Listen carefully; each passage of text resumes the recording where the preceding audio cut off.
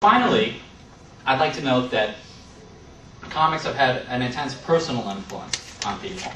And not just myself, but whole generations of people. You know, a generation of people grew up reading Superman and Spider-Man, and they grew up to be pretty alright kids.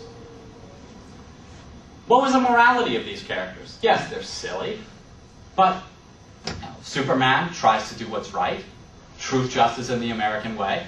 It's not such a bad moral system, after all. Alan Moore's pointed this out and said, I never went to church, but I had Superman. I knew the right thing to do before anyone had to tell me, because I read it in comics. And I think that, you know, a lot of people talk about, what would Jesus do? Well, before a lot of people can say, what would Jesus do? They know what Superman would do.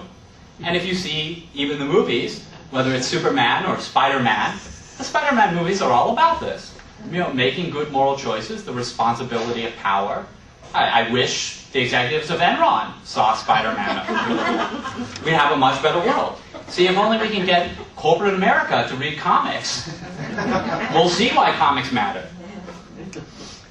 Also, of course, because comics can be about any subject, comics address political issues. Comics have addressed apartheid in South Africa.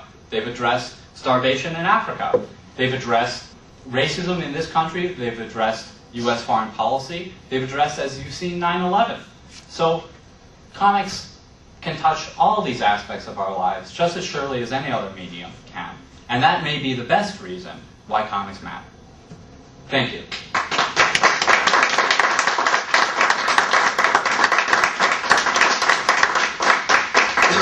SecWard is an online reference for the study of comics for the serious comic enthusiast. I am not a serious comic enthusiast, but I find SecWard quite fascinating anyway.